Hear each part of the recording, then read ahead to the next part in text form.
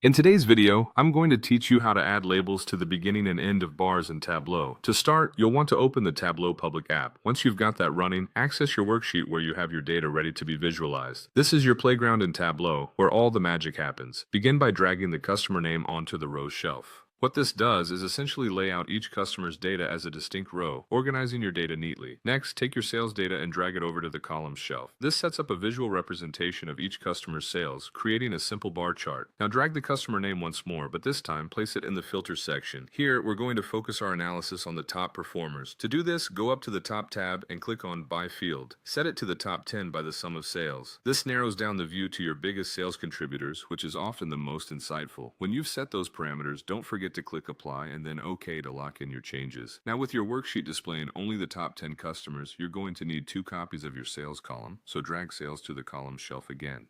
This duplication is vital for what comes next. Labeling. Go to the first entry in the sales field under Marks.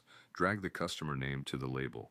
With one more click on the label, you'll want to align this text to the left. This ensures the names appear neatly at the beginning of your bars. Expand your view by setting your sheet to entire view. This option fills the Tableau screen with your bar chart, making it easier to work with. Head over to the second sales field under Marks and drag sales itself into the label area. This action places the actual sales figures at the end of the bars, giving your chart both a starting and an ending label. Your next job is to integrate these 2 sales fields. Grab the second axis now present on your worksheet and drag it to rest directly atop the first axis. This action layers the bars perfectly together.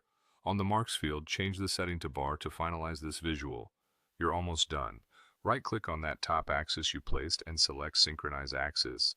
This step aligns your axis perfectly, ensuring consistency throughout. The last thing you'll need to do is tidy up the display.